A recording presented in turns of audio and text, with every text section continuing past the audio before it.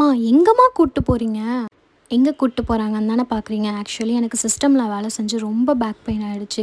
என்ன பண்ணுறதுனே தெரில. எங்கள் அம்மாட்ட வந்து எப்படியாச்சும் இதை சரி பண்ணி விடுங்கம்மா, என்னால் முடியல அப்படின்னு கேட்டுட்ருந்தேன். எங்கள் அம்மா வா நான் சரி பண்ணி விடுறேன்னாங்க.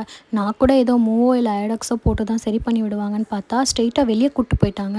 கூப்பிட்டு போயிட்டு செடி எல்லாத்தையும் கட் பண்ணி போட்டுட்டு வா நான் உனக்கு செஞ்சு தரேன்னாங்க. என்னம்மா இது, இதில் வச்சு என்னம்மா செய்ய போகிற அப்படின்னு கேட்டேன். இதாண்டி பிரண்டை, இதை வச்சு நான் உனக்கு ஒரு சட்னி செஞ்சு தரேன், நீ அதை சாப்பிடு, உனக்கு கண்டிப்பாக சரியாயிடும் அப்படின்னு சொன்னாங்க. நான் நம்பவே இல்லை. அப்புறம் தான் அம்மா சொன்னாங்க, எனக்கும் ஃபிங்கர்ஸ் மடக்க முடியாமல் இருந்துச்சுடி. நான் தான் இதை சட்னி ட்ரை பண்ணி பார்த்தேன். வீக்லி ட்வைஸ் தான் சாப்பிட்டேன், எனக்கு அப்படியே சரியாயிடுச்சு. கொஞ்சம் கொஞ்சமாக வலியெல்லாம் குறைஞ்சிருச்சு. அதான் சொல்கிறேன் நான் உனக்கும், நீ இதை ட்ரை பண்ணி பாரு, கண்டிப்பாக உனக்கு கொஞ்சம் கொஞ்சமாக சரியாயிடும். நீ வாரம் வாரம் ஊருக்கு வரும்போது நான் உனக்கு இதை செஞ்சு தரேன் அப்படின்னு சொன்னாங்க. நானும் சரிம்மான்னு சொல்லிட்டு செய்யுங்கம்மான்னு சொல்லிட்டேன். அதுக்கப்புறம் செஞ்சும் கொடுத்தாங்க. நல்லா தான் இருந்துச்சு டேஸ்ட்டு. உங்களுக்கும் ஷேர் பண்ணணும்னு தோணுச்சு, ஸோ ஷேர் பண்ணியிருக்கேன். நீங்கள் அதை ட்ரை பண்ணி பாருங்கள்.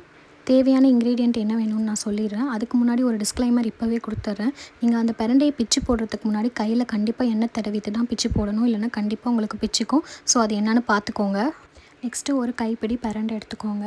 10 பல் பூண்டு, 15 சின்ன வெங்காயம், 3 பச்சை மிளகா, ஒரு எலுமிச்சைப்பழம் சைஸ் வந்து புளி எடுத்துக்கோங்க. 1/4 மூடி துருவன தேங்காய் எடுத்துக்கலாம். இப்போ ஒரு பேன் எடுத்து அதில் 2 டேபிள் ஸ்பூன் எண்ணெய் ஊற்றி பிரண்டையை எடுத்து போட்டு நல்லா அது கலர் சேஞ்ச் ஆகிற வரைக்கும் வதக்கிக்கலாம். வதக்கிட்டு அதை இன்னொரு இதில் ட்ரான்ஸ்ஃபர் பண்ணிவிட்டு நெக்ஸ்ட்டு நீங்கள் என்ன பண்ணணுன்னா, அதே கடாயில் இன்னொரு டேபிள் ஸ்பூன் எண்ணெய் ஊற்றிட்டு நான் சொன்ன எல்லா இன்க்ரீடியண்ட்டையும் இப்போ சேர்க்க ஆரம்பிச்சிடலாம். ஃபஸ்ட்டு வந்துட்டு பச்சை மிளகா போட்டுட்டு, அதுக்கப்புறமே சின்ன வெங்காயம், பூண்டு இதை போட்டு நல்லா ரோஸ்ட் பண்ணிக்கோங்க ஃபஸ்ட்டு. அதுக்கப்புறமேட்டு தான் அந்த புளி இருக்குல்ல, அதை போட்டுட்டு அதையும் கூட சேர்ந்து வறுத்துக்கோங்க. இப்போ வந்துட்டு நம்ம துருவி வச்ச தேங்காய் இருக்கும்ல, அதை வந்துட்டு போட்டு அதை கூட சேர்த்து அதையும் வறுத்துருங்க.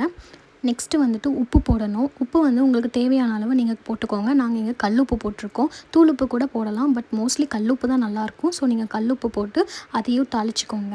நெக்ஸ்ட்டு வந்து என்ன பண்ணணுன்னா, உங்கள்கிட்ட மிக்ஸி இருந்துச்சுன்னா ஈஸியாக உங்களுக்கு செய்யணுன்னா இதை தாளித்து வச்சதையும் அதுக்கப்புறம் அந்த பிரண்டையும் தாளித்து வச்சதையும் எடுத்து அப்படியே போட்டு மிக்சியில் அரைச்சிக்கலாம். பட் ஆனால் எங்கள் வீட்டில் கல் இருக்குது. ஸோ நாங்கள் வந்து அம்மா கல்லில் செஞ்சால் இன்னும் கொஞ்சம் டேஸ்ட் கொடுக்குன்னு சொல்லிட்டு அதில் போட்டு நல்லா அரைச்சிட்டாங்க.